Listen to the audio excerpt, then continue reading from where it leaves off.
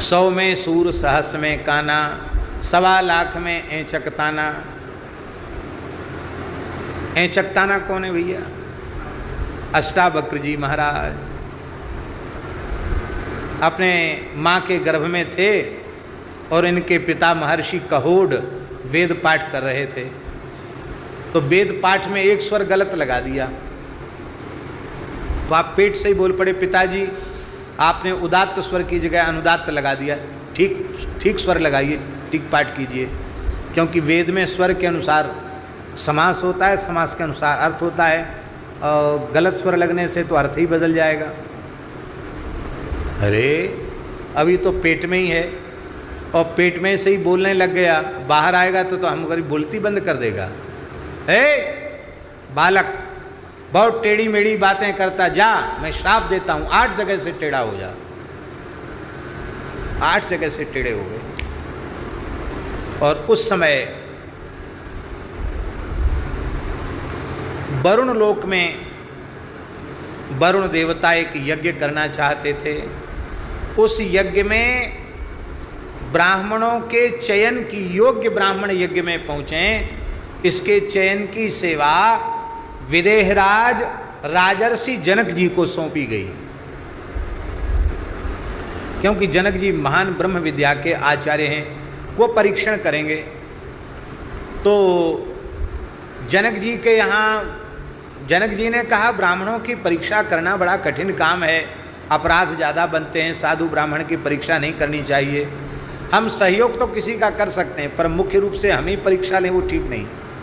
तब भगवान धर्म ही बंदी के रूप में उपस्थित हुए और वो बंदी के रूप में, जनक जी के बंदी के रूप में उपस्थित हुए धर्म, और वो विद्वान ब्राह्मण आते तो उनसे शास्त्रार्थ करते, और शास्त्रार्थ में शर्त यही होती कि जो हार जाएगा उसे जल में डुबा दिया जाएगा। हम हार जाएं तो हमको डुबा दो। विचित्र शर्त थी। एक से एक बड़े प्रकांड विद्वान आए और सबको जल में डुबा दिया। वो जल में क्या डूबना, वो जल में डुबाते ही वो पहुंच जाते थे वरुण लोग। इतने बड़े विद्वान, उनकी भर्ती हो जाती थी वहाँ यज्ञ में, प्रवेश पा जाते थे। एक दिन की बात है, अपने मामा को अष्टावक्र जी ने पिता कहा, तो मामा ने कहा बेटा मैं तुम्हारा पिता नहीं हूँ, मैं तो तुम्हारा मातुल हूँ, तुम्हारा मामा हूँ। मेरे पिताजी कहाँ गए? बोले पिताजी को तो वो जनक जी के बंदी ने जल में डुबा दिया, और वो तो ऐसी जगह गए हैं जहाँ से लौट के आना अब संभव नहीं है। जो डूब जाता वो बाहर निकल के आता नहीं। इतना सुनते ही अष्टावक्र जी महाराज अपने ममेरे भाई के साथ जनक जी के दरबार में चल पड़े। और महाराज जैसे ही जनक जी के दरबार में पहुँचे तो टेढ़े बेढ़े चलते थे। 8 जगह से टेढ़े थे, यहाँ पैर करें उधर चला जाए, इधर चलें उधर चला जाए। 8 जगह से टेढ़े थे।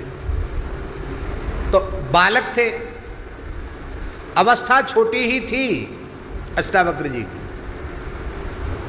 8 ही वर्ष के थे महाराज जी, 8 साल के थे।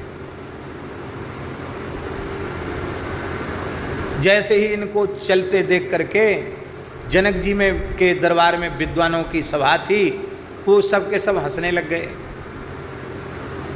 आपने डांटा, सबको फटकारा अष्टावक्र जी ने। इसको कहते हैं ब्रह्म तेज से संपन्न महापुरुष।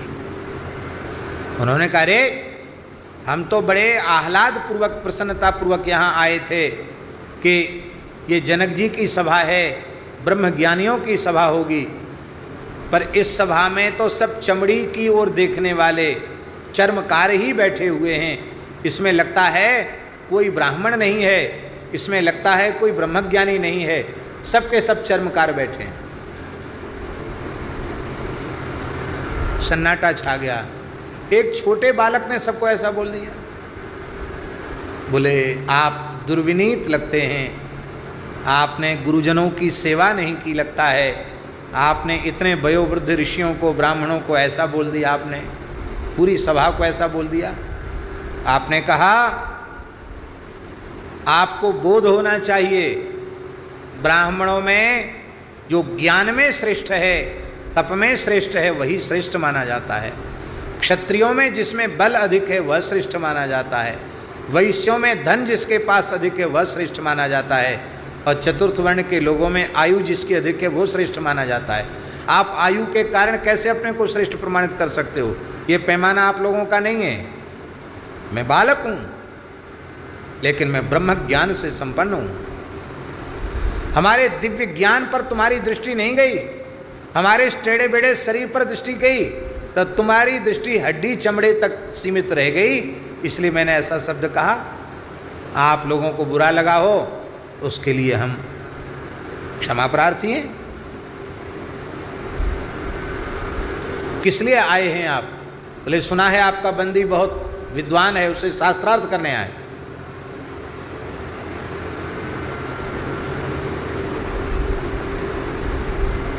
करो शास्त्रार्थ। जिस बंदी को कोई ऋषि परास्त नहीं कर पाए, साक्षात धर्म थे वो, उनको अष्टावक्र जी ने परास्त कर दिया और कहा कि अब तुझे हमारे पिता को डुबाया है, वो न जाने कितने ऋषियों को, अब चल मैं तुझे जल में डुबाता हूँ। बंदी ने प्रणाम करके कहा मैं बंदी नहीं हूँ, मैं धर्म हूँ, और इस यज्ञ में सबसे श्रेष्ठ किस ब्राह्मण को मानकर पूजा की जाए, इसलिए मैं यहाँ स्थित था। आज वरुण के यज्ञ में सबसे अधिक पूज्यता प्राप्त करने वाले आप जैसे ब्राह्मण का दर्शन हो गया। हमने आपके पिताजी को और सभी ऋषियों को वरुणलोक भेजा है, कोई मरे नहीं हैं, सब यज्ञ करा रहे हैं, स्वाहा स्वाहा कर रहे हैं वहाँ जा कर के। तब उनको लेकर अष्टावक्र जी को लेकर के वो बंदी वरुणलोक आया गया है और वहाँ सब ऋषियों ने उनका स्वागत सत्कार किया है।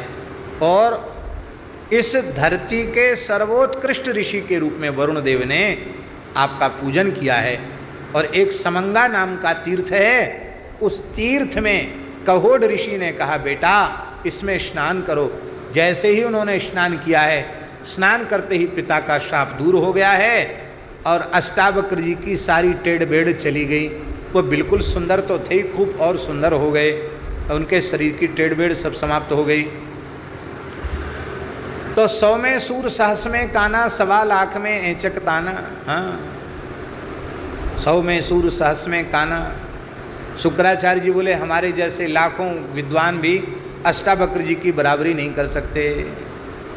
वो तो 1.25 लाख में ऐचक ताना। 1.25 लाख विद्वानों में अकेली महाराज बड़े विद्वान हैं। तो अष्टावक्र जी के पास गए, बोले आप सबसे बड़े ज्ञानी हो, आप सबसे बड़े विद्वान हो, ब्रह्मवेत्ता हो।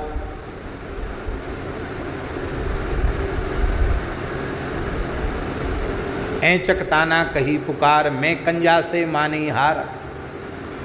बोले हम कुछ नहीं है, हनुमान जी के ज्ञान, हनुमान जी कंजा हैं, मैं कंजा से मानी हार। ज्ञानी नाम अग्रगण्यम बुद्धिमताम वरिष्ठम।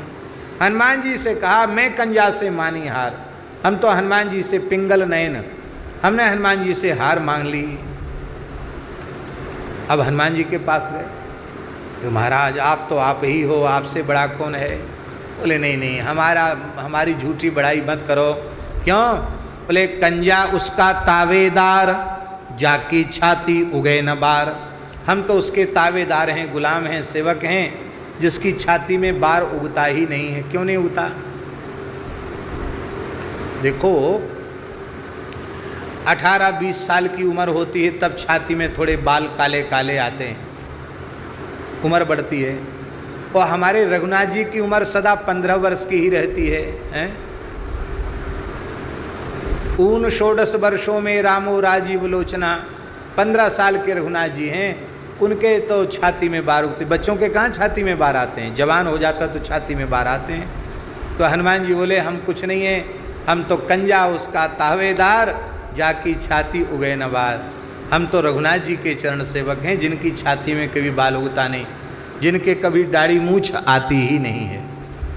11,000 वर्ष तक शासन किया रघुनाथ जी ने, लेकिन राम जी की उम्र 15 वर्ष की ही रही।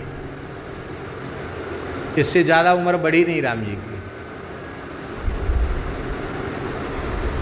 बोलो भक्तवत्सल भगवान की जय।